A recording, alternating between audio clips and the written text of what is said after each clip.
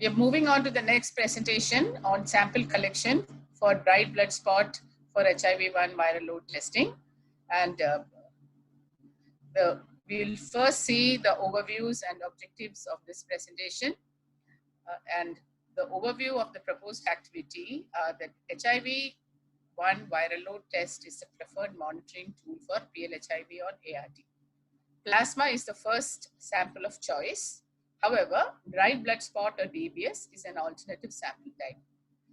This has been validated at NARI Pune in India, and NACO. Subsequent to the validation, the NACO's Technical Resource Group or TRG recommended the use of DBS in difficult terrains. NACO now collaborates with CDC to demonstrate the operational feasibility of dried blood spot as a sample type for HIV-1 viral load testing in select sites. This activity will be implemented by Share India. And the overview of the training, the stakeholders in this activity are NACO, SACS, CDC, Share India, and ITEC. The target audience are staff from ART centers, LAC plus centers, and LACs, who comprise of medical officers, ART LTs, ICTC LTs, nurses, and data managers. And from TI NGOs, we have program managers, nurses, data managers, and healthcare providers. Format of the training is both online and offline classroom training. The classroom training will be conducted in Andhra Pradesh, and in the Northeast, we have 2-day online training with 3 hours for each day. And we also have the peer support training, which we have envisaged through ICTC technicians who are trained on DBS collection for their EID testing. So they will give the hands-on training and peer support. Objectives of this presentation are to understand the various types of samples used for viral load testing, understand the process of dried blood spot or DBS sample collection, understand the process of barcoding and labeling, and also to understand the operational details of this demonstration activity. So as we already said, there are 2 types of samples. The preferred sample type is plasma, which we are already familiar with and is going on in the field everywhere. The plasma is collected by whole blood collection in EDTA tubes. And the second or the new method that we are introducing now is the dried blood spot or the DBS. And this is a card system. We will talk about this in the subsequent slides. So what are the salient differences between using DBS and plasma? A venipuncture is required for plasma collection, which is not required for DBS. And plasma separation from whole blood requires centrifugation, which is not the case in DBS. Stability at room temperature, plasma is not stable at room temperature, whereas DBS cards are stable at room temperature. Requirement for cold chain for shipping is needed for plasma and not required for DBS. And the blood volume requirement is minimum 3 ml in the case of plasma and just 5 drops of blood in the case of DBS. So DBS has got a lot of advantages over plasma, especially in hard to reach terrains. So to continue with some more details on DBS, the whole blood dried on filter paper provided. There are 3 kinds of filter papers which can be used: Wortmann, Motel, and Hallstrom. And you cannot use ordinary filter paper. And in this study, we are going to use, in this demonstration, we are going to use Hallstrom filter papers. And the blood sample is usually obtained by pricking the finger, and it requires only a very small amount of blood, 1 drop per circle up to 5 circles per patient. It's very easy to store and transport, and it has got very low biohazard. And DBS sample type will increase the access to viral loads testing services. For example, in difficult terrains like northeastern states, which are far away from the existing viral load labs. So now we go on to the requirement of material for sample collection. We require sterile disposable lancets, sterile gauze, 70% isopropyl alcohol, DBS card. In this case, we are providing Hallstrom cards. These are specially formulated, commercially available, absorbent filter papers. We need powder-free gloves. And these are the basic materials used for collection.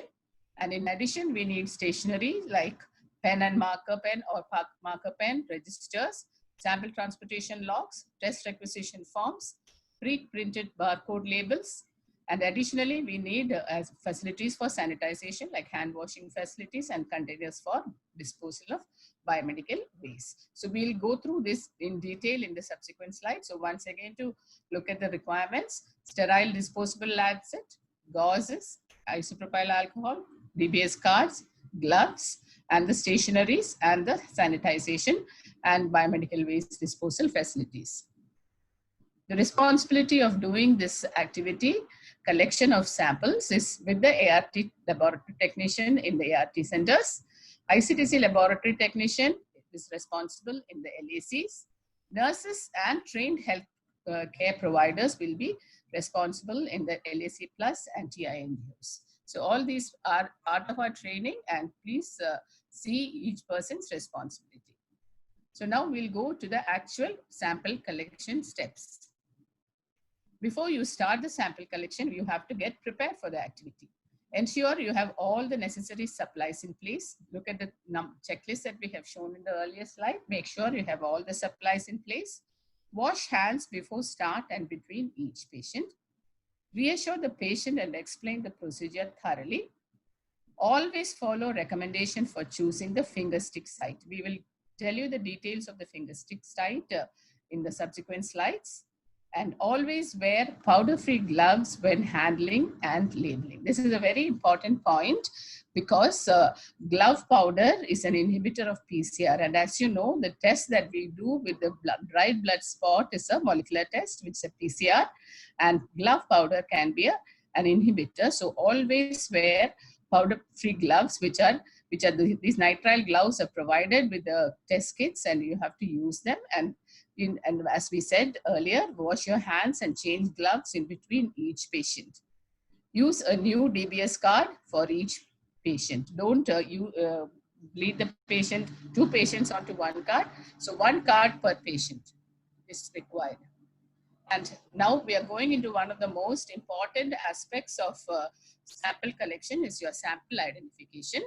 So this is a little complex procedure. So please pay attention to this. Before we go into the details of sample identification, all of you have been given these barcodes or test IDs, which are actually 6 copies with identical 6-digit numbers. It's an alphanumeric number. There are 2 alphabets and then 4 digits. So you see the same number is repeated in all these 6 identical copies. Labels, and 3 of them don't have barcodes and 3 of them have barcodes. So let us call the ones without barcodes the test IDs, and those with barcode stripes as barcodes itself. So what exactly do you put onto each of your sample identity, your DBS cards, TRF forms, your registers? So what we have to know, how exactly will you identify the patient? So there are 3 IDs required on the DBS cards: patient's name, test ID, which is this label, and date of collection. And on your TRF form, again you need 3 IDs: patient's name, 5-digit ART number that will be there on your green card, and the barcode. That is the label with your stripes. So once again, each label has 6 copies with an identical 6-digit number. 3 with barcode stripes and 3 without the barcode stripes, which you are calling the test IDs. So I hope this is clear. 3 IDs required on the DBS card, 3 IDs required on the TRF form. The IDs required on the DBS cards are patient's name, test ID, or this label, and those required, and date of collection, and those required on the TRF form are patient's name, 5-digit ART number, and the barcode, which are these. So now once again to recap, see how exactly we go about using these barcodes and test IDs. Stick 1 test ID to the DBS card. So this is the DBS card. You have put 1 test ID onto the DBS card, and stick 1 test ID to the patient's green book. So this is the green book, and you put 1 ID on the green book wherever the prescription is made. So here that it says viral load test, 12th of whatever date, and near that, wherever the MO is giving the prescription, you say this is the ID under which this particular test is going. So these are the two places where you put your test IDs. And now we will come to the TRF. So TRFs will have to be at ART. As we know, we have got ART centers which are collecting, and we have got LACs, LAC plus, TINGOs which are collecting. So if you are collecting at an ART center, TRFs will have to be filled in duplicate. One of these will have to go to the viral load lab, and one will be retained at the ART center itself. And if you're collecting at the LACs, LAC plus or TINGO, the TRFs will be in triplicate. One will be sent to the viral load lab, one will be sent to your parent ART center, and one will be retained at the LAC or LAC plus or TINGO, wherever the collection is happening. So what do you do with the barcodes here?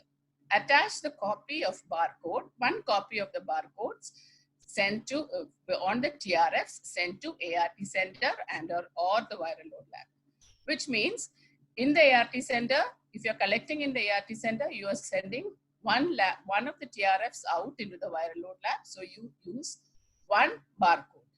And the other one which you are retaining at the ART center, you need not use your barcodes. You just fill it with the necessary information and keep it with you. And whereas if you are sending the samples from the LAC plus or TINGOs, you are sending out two TRFs, one to your viral load lab and one to your ART center. On both, you have to stick your barcodes along with the necessary information. We'll talk about filling in the TRF in the next slide, but make sure that, so now in the LAC plus and TIs, you have used two barcodes, whereas in the ART centers, you have used one barcode. So you have some barcodes still remaining with you, which is, and test ID is still remaining with you. That is, one ID is with you. And in the case of ARTCs, you have two barcodes with you. And in the case of LAC plus and TINGOs, you still have one left with you. So whatever is left with you, please staple it to your TRF, and which is being sent to the viral load lab, because these barcodes can be used in the viral load lab. So whatever is remaining should be stapled to the TRF and sent to the TRF, which is going to the viral load lab along with the samples. So this is a very important point. It's a little complex, but once you start doing it, it will become very easy. And the identifying information on the DBS card must be clear and match with the accompanying paperwork, which is very evident. Everything should be like, if this is Rajkumar, the name here is also Rajkumar, and you along with you put the other details, and your same ID goes here, same ID goes here, same ID there. Paperwork and the DBS card, all of them should have the same identification. So now we will come to the TRF and the details of how to fill the TRF. And as we said earlier, self-carbonated TRFs are made available, and you have to do duplicates in ARTC and triplicate in the LACs and TIs. So, and we also said that we have to attach the barcode label to the TRF. So this much we have already talked about. So let's look at the other details of filling up the TRF.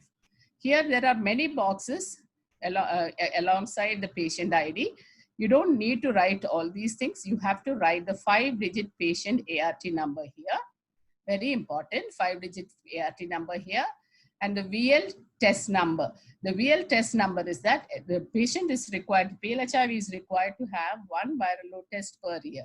So if it's the first time that PLHIV is having the viral load test, you write 01 or just 1.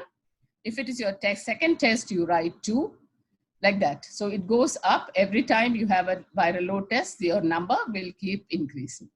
And there's another box here which says reason for testing the viral load. And there are some abbreviations. If you look at this asterisk here, you see what is the meaning of that reason here. That's a code for the reason of viral load testing that should be entered in this box. So you write G if it is for routine testing, R if it's a repeat testing, and A if it's a testing done after step of adherence.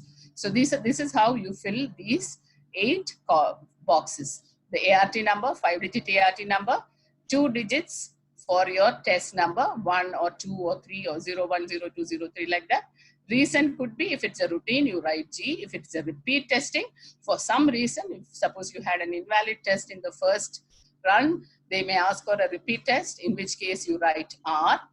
Or if you write A, if it is done after first step of adherence counseling, means if the patient had a viral load of more than 1,000 and the patient was counseled for 3 months and the clinician has prescribed a second viral load test, in which case here the number will go up, here the code will be A. If the first one was an invalid more than 1,000 and you had a counseling session and then you do a second test, here the test number will become 2 and here the code will become A. Okay, I hope that is clear. And then you write the name of the patient, age of the patient, the sex of the patient, male, female or TG, HIV status, HIV-1, HIV-2 or HIV-1+2. And you look at these asterisks also. For HIV-2, the sample should not be done for viral load testing because the viral load testing is only for HIV-1 viral load. Then you write the population type. Just check the boxes, whether it's a general population, high risk group or KP, pregnant or breastfeeding, and which is a second or third line, all the relevant boxes, you check off those boxes. And then in the case, if it is a repeat testing, you have to write why it was a repeat testing. Repeat testings can be for 2 reasons. The R, we are talking about this R only. The repeated testings can be because for 2 reasons. One is because there was a sample rejection. Suppose your DBS wasn't collected well, the lab has requested you to recollect, in which case you write sample rejection. And suppose your DBS was good enough, but there was inhibition or some kind of invalid reason for invalid result, where the lab will not give you a report, where you will again have to recollect. There you have to write, you have to check that box. So you'll have to check either of these 2 boxes if it is a repeat collection. It's only if it's a case of repeat collection. Okay, and type, and in which case here you write R. The type of sample in our case, it will be all dried blood spot only. Date of sample collection, the DDMMYY format, and also the time for sample collection has to be entered. And this date of sample dispatch may not be possible for you to enter immediately because you are not dispatching samples every day.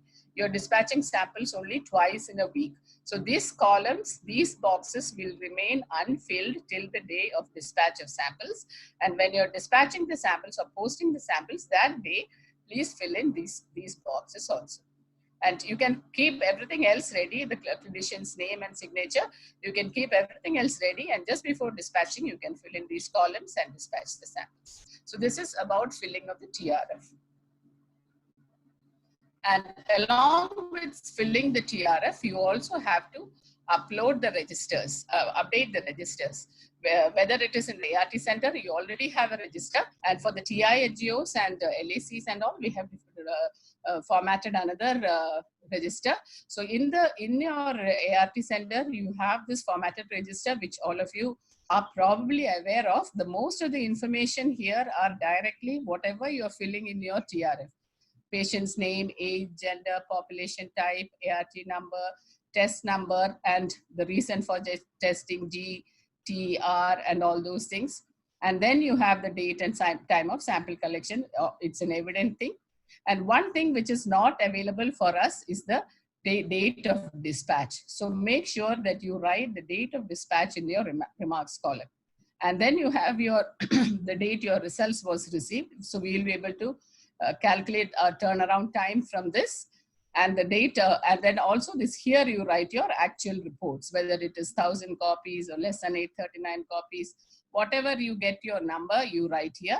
And there are 2 abbreviations that are given here. You may not be able to see it well.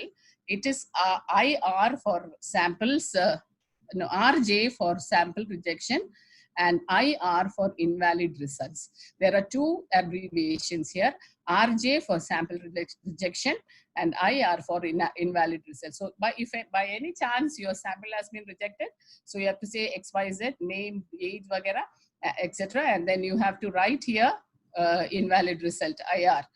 If you have a valid number, you write your number here. So whatever you are getting from the viral load lab, you will enter here.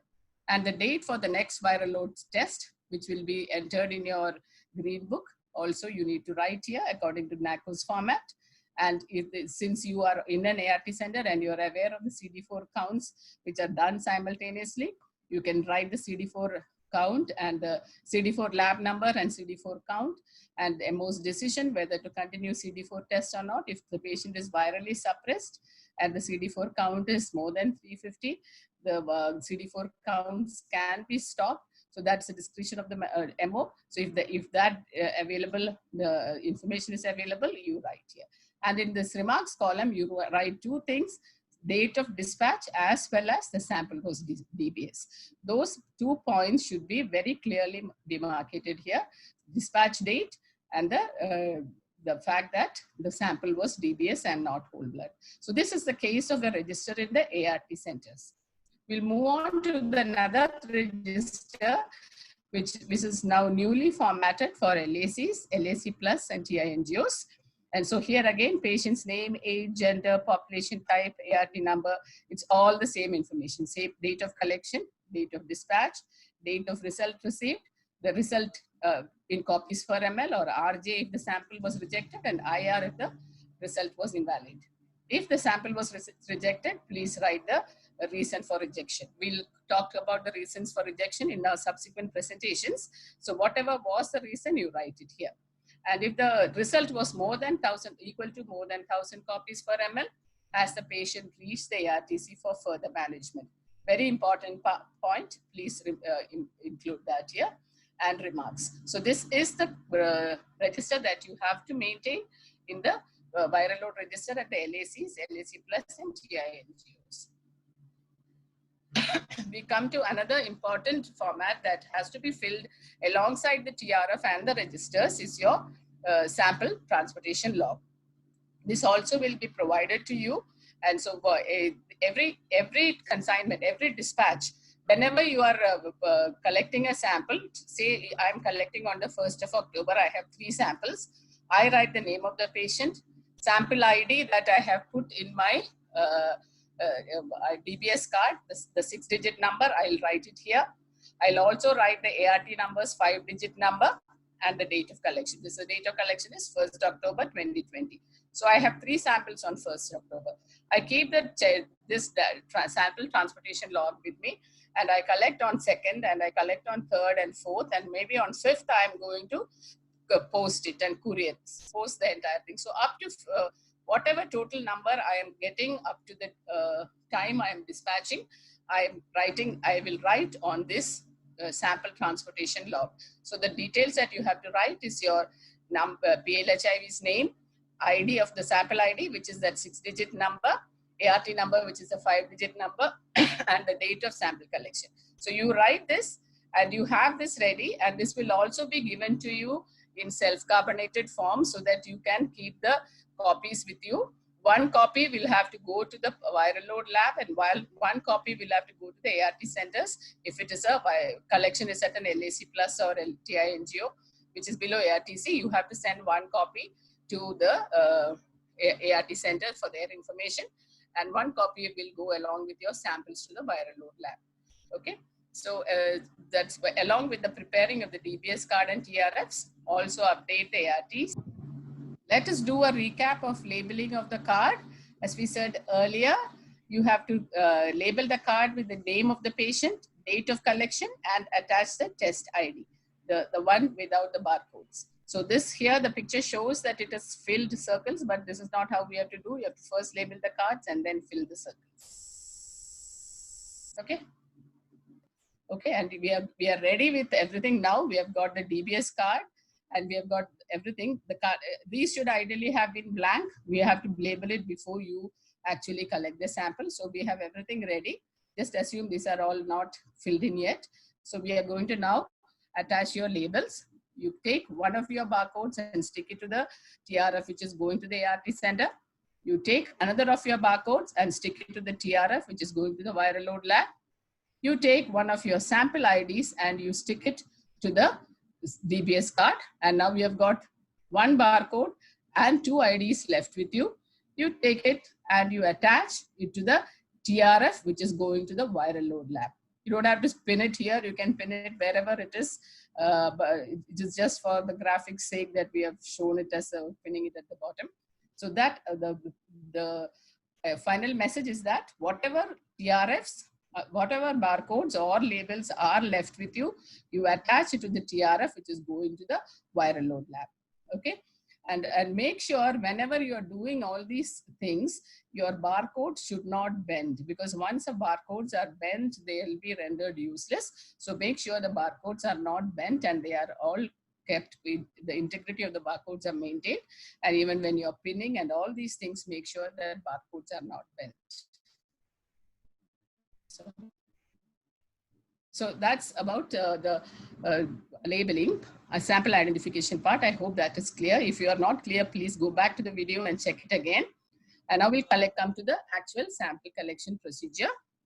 And so identification of the puncture site is a very important part of it. That's the first thing you do. You position the patient and extend the patient's arm. Okay, and ensure that the patient's arm is kept low in order to maintain blood flow. It may not be always possible to do that, but you try to keep your arm in a lower position so that the blood flow is better. Select the lateral side of the ring finger. This is the ring finger, and this is the lateral side of the ring finger. And do not select the tip. Don't do the tip because it will be too close to the bone. And left ring finger, or the left hand, is the non-dominant hand. If a patient is a left-handed person, maybe the right hand is your non-dominant hand. So generally, in most of the population, left ring finger is the most ideal site. And now, how do you prepare that site? Massage the finger to increase the blood flow by gently squeezing the hand to the fingertip. Don't keep squeezing the finger. Just the entire hand, you start from your wrist downwards, you just squeeze it gently, which will increase the blood flow 5 to 6 times. Excessive squeezing can cause concentration of tissue fluids, which can adversely affect the results. So don't do that. Just gently massage from wrist downwards a few times, 5 to 6 times. Now clean the fingertip using 70% alcohol wipe, and allow the area to air dry for 30 seconds. Remove the sterile retractable lancet from its packaging and firmly press the lancet to make a skin puncture and at the selected site and prick the skin. We'll show a video of this entire activity for your better understanding. So these are the steps that you have to follow, and why this is in block bold letters is that because unless you dry that wipe area, the alcohol will contaminate your blood and will cause errors, and your sample may be rejected. So make sure that the area is dry before you actually prick the finger. And collecting the sample, wipe away the first drop of blood with a sterile gauze or cotton ball. Hold the finger down over the filter paper or the first circle of the card. When a full hanging drop of blood is formed, gently touch the drop to the filter paper inside the first circle. Try to center it as much as possible. Don't go to the edge of the circle. Come to the middle of the circle and drop that blood, the drop of blood there. Blood should only be applied from one side of the paper and appear as an even uniform layer. Do not lay the blood drops of one on top of another. That's again, these are all important points. You should come to the center of the blood, the circle, and drop that drop of blood, and only on one side. Don't, if you want to, because the paper has 2 sides to it, it's not like that. Only the side on which you are writing and the labeling side, that is the only place from where you should put the blood on. And it should appear as an even uniform layer. We'll talk and show you more about these things. And also do not layer blood. Just after a drop of blood is starting to dry, don't go back. If you think that, oh, there's only a very little blood on that, let me put one more drop there. That's not an option. That such things should not be done. Do not go back, blood drops on top of another one. And absorb the blood directly from the collection site onto the paper while watching the circle to ensure that it completely fills. Fill the first circle completely before going on to the second circle, and so on. Apply 1 drop of blood to one spot of the filter paper. Fill all the 5 spots with 1 drop of blood in each spot on the filter paper. Once all the circles are filled of the filter paper, apply a gauze pad or cotton ball to the patient's finger, puncture site till the bleeding stops. And there are a few don'ts here. Do not touch the areas of the card that will be used to collect the specimens, whether gloved or ungloved. Don't touch that circles, whether your hand is gloved or ungloved, whichever is the case, don't touch the circles at any point. Do not apply blood to both sides of the filter paper. We already talked about it. Just on the side where you're labeling, that is a side that you're applying your blood.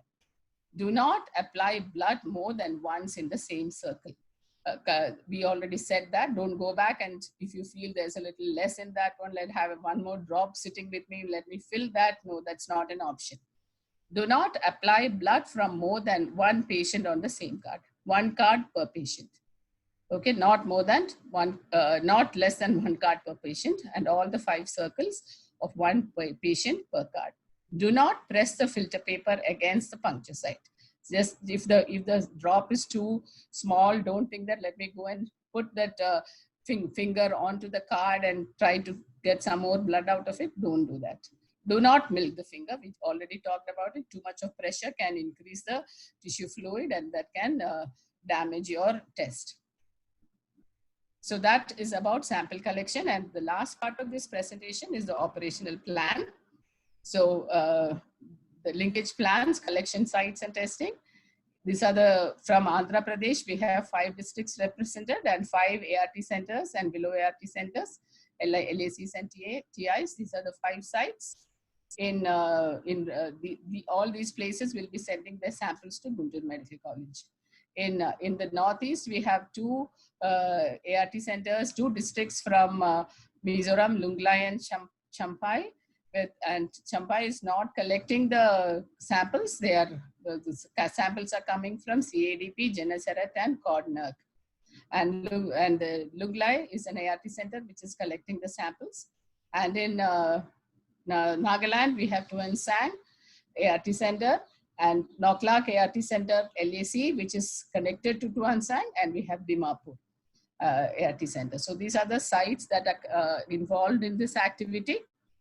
And as far as sites preparedness for DBS collection goes, Share India has ensured that the supply of all consumables for DBS collection, packaging and transportation, including barcodes and stationeries, will be delivered to all collection sites before the commencement of the activity. The generation of the eligible line list at ARTC, LAC+, LAC and TI NGOs will be facilitated by ITEC. DBS specimens will be collected on a daily basis by trained personnel, except on days when MHL is collecting in the ARTC. Like for instance, in Dimapur ARTC, there will be sample collection. In other places also, I'm just taking Dimapur as an example. There will be sample collection by Metropolis on certain days. On those days, it's better not to go into a DBS collection. On the other days, we can do the DBS collection. So that will be how it will be in the ART centers, where their Metropolis collection is also happening on certain days. We can avoid those days and we can collect DBS on other days. And DBS specimens will be transported by speed post to viral load testing laboratories twice a week. And we are suggesting Tuesdays and Fridays are the days where you can do the postage. That it's up to you, but I think Tuesdays and Fridays would be ideal. And of the total collection period will be 45 days starting from 1st of October, but we have to meet the targets of collection also, but 45 days should be enough to meet the targets. We'll tell you about the targets in the next slide. Overall, a total of 630 samples will be collected, 300 from AP and 330 from the Northeast.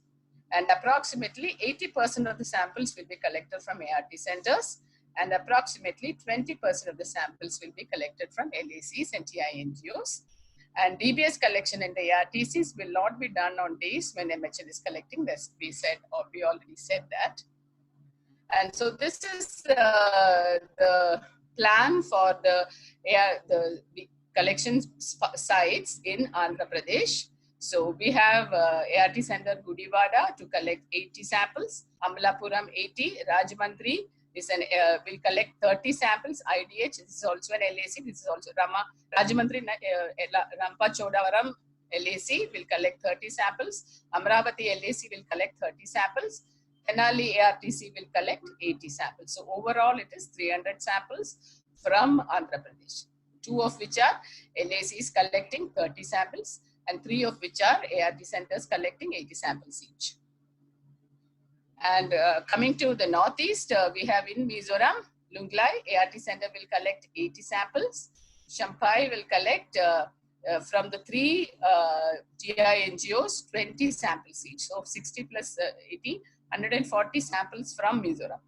And in Nagaland, we have Tuansang and Dimapur ART centers, which will collect 80 samples each, and Noklak LAC Plus will collect 30 samples. So the function of Tuansang will be both as a collection center and also a center that will take the inputs from the LAC Plus and update the IMS. So one thing which I forgot to mention is that in the LAC Plus here, in the LACs in Andhra Pradesh and in the TI NGOs and the LAC in Mizoram and the LAC Plus in Noklak, there is no IMS. So these samples, when these places are transporting the samples to the viral load lab, alongside that, the ART center, which is the parent ART center, like Noklak has Tuansang as the parent ART center will get the information about the samples being dispatched,